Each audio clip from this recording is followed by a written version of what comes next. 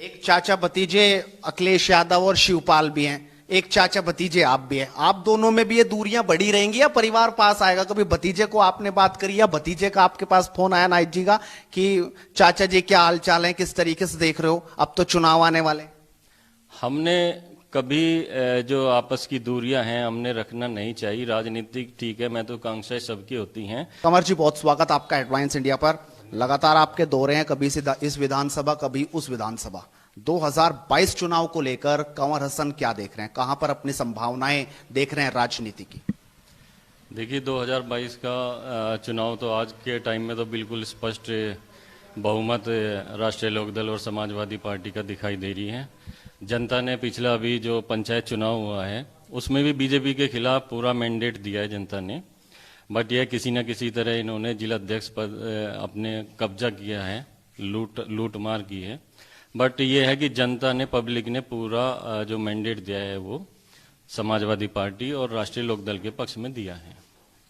कंवर हसन जी आपको क्या दिख रहा है? आप मतलब खबरें ये हैं कि कैराना छोड़कर जो 2014 में कैराना लोकसभा से चुनाव लड़ते हैं बसपा से, उसके बाद वो इस विधानसभा को छोड़कर अब कहीं और जाते नजर आ रहे हैं। आखिरकार कौन सी सीट पर आपको अपनी सटीक समीकरण नजर आ रहा है? एक्चुअली क्या है कि कैराना में अभी समाजवादी पार्टी और राष्ट्रीय लोकदल का गठबंधन है और यहाँ पर समाजवादी पार्टी से विधायक हमारे भतीजे नाहिद हसन हैं।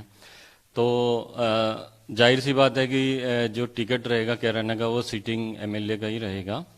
तो हमारी जो महत्वाकांक्षा है वह चरथावल के नेताजी से डिमांड की है और उम्मीद करते हैं कि चरथावल एक बहुत अच्छी हमारे पक्ष में पहले भी रही है। जब सांसद मुनव्वर, तो चरथावल ने हमेशा हमारा मान सम्मान बढ़ाने का काम किया है और हमेशा वहां से जिताने का काम किया है। तो इसलिए मैंने वही सीट चूज की है कि अच्छी तरह से इस परिवार को चाहते हैं। कंवर जी, मुनव्वर जी की एक अपनी छवि थी, वो जहां जाते थे, जहां से चुनाव लड़ने की कोशिश करते थे, लोग उनके साथ चलते थे, कारवां उनके साथ चलता था। बहुत छोटी उम्र में उन्होंने बहुत बड़ा मुकाम हासिल किया। लेकिन कंवर हसन कहां पीछे रह गए? क्या मतलब जो एक छोटे भाई को करना था वो नहीं कर पाए? कहां कमी रह गई? और क्या इस बार लग रहा है कि ये विधानसभा चुनाव एक नई गति देंगे कंवर हसन को? देखिए मुनव्वर हसन जी केवल उत्तर प्रदेश के नहीं बल्कि महबूती डिमांड बहुत ज़्यादा भी है। बट इसके साथ साथ ये बात भी है कि मुझे असल में पब्लिक की सेवा करने का, जनता की सेवा करने का मुझे अभी तक कोई मौका नहीं मिल पाया है। और जिस दिन यह मौका मिल गया तो उस दिन आप देखेंगे कि आप वही मुनव्वर हसन का दूसरा रूप कंवर हसन में देखेंगे।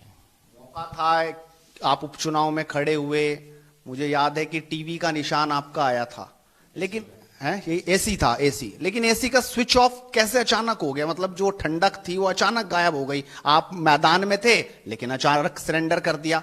पहले लग रहा था कि परिवार में कुछ दूरियां हैं, फिर लग रहा कि अब बहुत पास आ गए, आप साथ खड़े हो गए। क्या हुआ मतलब?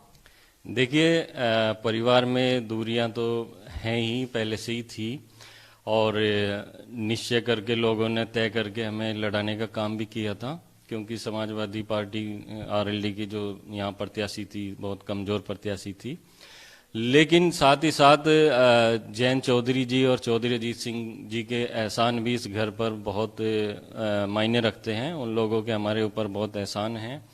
और जब चौधरी साहब ने, जैन चौधरी साहब ने हमें कोई आदेश दिया तो हम उसके खिलाफ कभी नहीं जा सकते थे।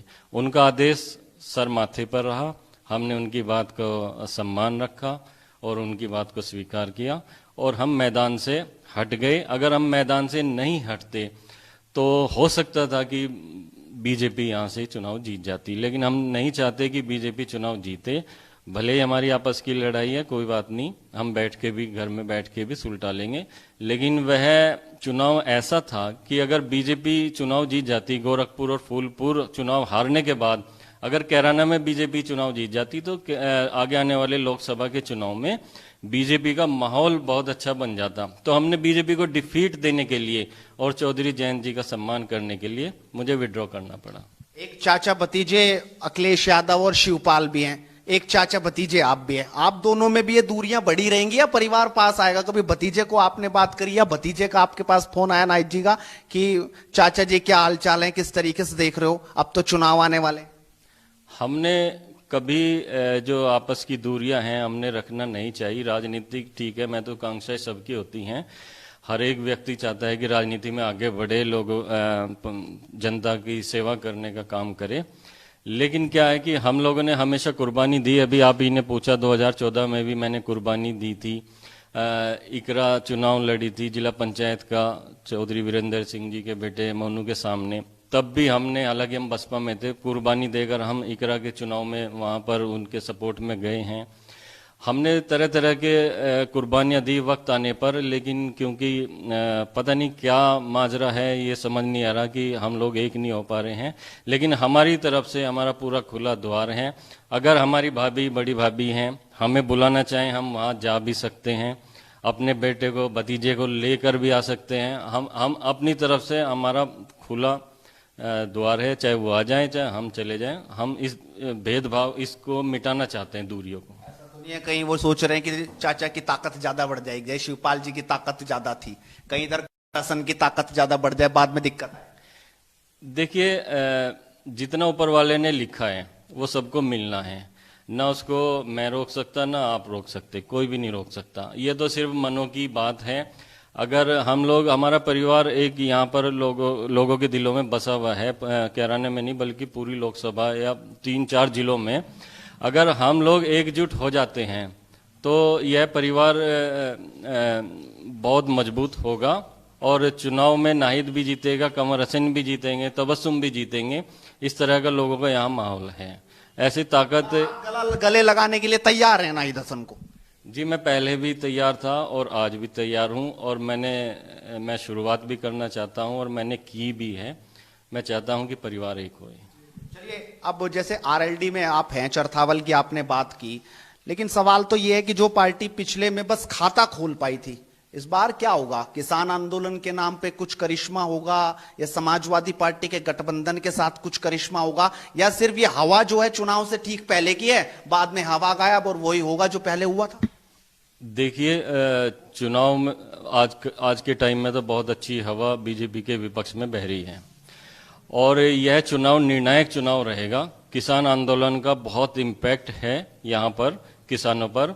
किसान कोई भी जाति का है, वह बीजेपी के एकदम विपक्ष में वोट करने का काम करेगा। और यह जो मार है केवल किसानों पर नहीं है, बल्कि गरीब जनता, आम जनता पर भी इसकी महंगाई की मार पड़ेगी।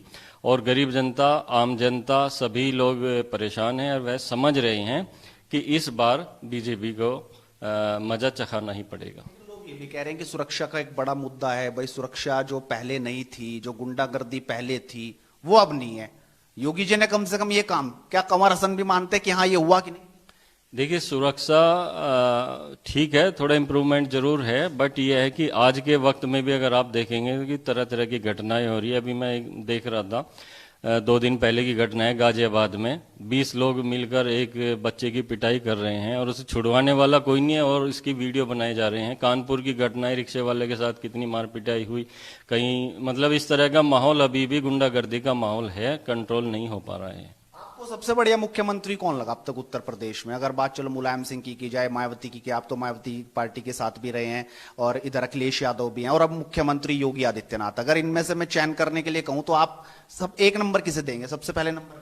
देखिए, मैं तो चाहूंगा कि हमारे जो नेता हैं, राष्ट्रीय लोकदल के अध्यक्ष हैं, आप चौधरी जयंत सिंह हैं, उनको अभी मौका नहीं मिला है, और अगर वह मुख्यमंत्री के रूप में आते हैं तो मैं तो पूर्ण रूप से सहमत हूं कि वह सबसे अच्छे मुख्यमंत्री बनेंगे। लेकिन अगर पिछले मुख्यमंत्रियों को आप देखना चाहें तो अखिलेश यादव बेस्ट मुख्यमंत्री रहे हैं, क्योंकि उन्होंने विकास का काम किया है, सेकुलर रहे हैं, सेकुलर कार्य किया है और विकास की गंगा बही है। जितना विकास उन्होंने किया है, योगी जी के टाइम में कोई विकास नहीं हुआ है। आप कौन से मुद्दे इस बार जनता के बीच ले जाएंगे? आपको लगता है कि अगर आपको मौका मिला तो वो मुद्दे कौन से होंगे जो जनता के बीच आप लेकर उतरेंगे कि इन मुद्दों के सारे मैं जनता के बीच जाऊंगा? देखिए, सबसे पहला मुद्दा तो रोजगार का मुद्दा है। आज जो जनता परेशान है, भारतीय जनता पार्टी ने इतने वादे जनता के सामने किए थे, रोजगार का एक बहुत बड़ा मुद्दा है। उसके बाद जनता की सेवा करने के लिए चुनाव तो लोग जीत जाते हैं, पर जनता की सेवा करने के लिए पब्लिक मैदान में नहीं रहते हैं। तो हमारा परिवार ऐसा रहा है कि हमेशा जनता के बीच में रहा है, तो मैं उस काम को, उस कार्रवाई को भी आगे बढ़ाऊंगा। शिक्षा का मुद्दा भी अहम मुद्दा है और विकास का मुद्दा भी बहुत अहम है। कैराना में मृगांका सिंह की बात हो रही है, चौधरी वीरेंद्र सिंह की बात, आपको क्या लगता है अगर मृगांका सिंह नाहिद हसन के सामने खड़ी होंगी, अगर इस बार विधानसभा में अगर उनको मौका मिला तो वो ज्यादा प्रभावी रहेंगी, या वीरेंद्र सिंह अगर खड़े होते हैं वो ज्यादा प्रभावी आपको नजर आ रहा है? देखिए, कैराना का समीकरण ऐसा है कि आज अगर यहाँ पर मुख्यमंत्री योगी आदित्यनाथ भी चुनाव लड़ने आ जाएं तो यहाँ पर गठबंधन के प्रत्याशी को नहीं हरा सकता। योगी जी तो बोलते मैं हैदराबाद भी चला जाऊं तो भी कोई नहीं हरा सकता। वह योगी जी की बात है, हम अपनी बात करेंगे। हम कैराना में योगी जी अगर आएंगे तो हम उनको भी हरा के भेजेंगे, और पिछली बार भी यही हुआ है। बीजेपी के जो भी प्रत्याशी रहे हैं वह हारे हैं। यहाँ पर गठबंधन का प्रत्याशी जीतेगा। चलिए, बहुत धन्यवाद कमर हसन जी, जिन्होंने बड़ी बेबाकी से, बहुत शालीनता से और दिल खोलकर अपनी राय रखी है कि आखिरकार वो क्या समझते हैं 2022 विधानसभा चुनाव पर। और इसी तरीके से हेडलाइंस इंडिया नेटवर्क लगातार जनता की बात करता रहेगा और इंटरव्यूज इसी तरीके से आपके सामने आते रहेंगे। आप अपनी राय जरूर रखिए इस वीडियो पर और जुड़े रहिए हेडलाइंस इंडिया के साथ। अपने सहयोगी अंकित के साथ नवीन चौहान, शामली, हेडलाइंस इंडिया।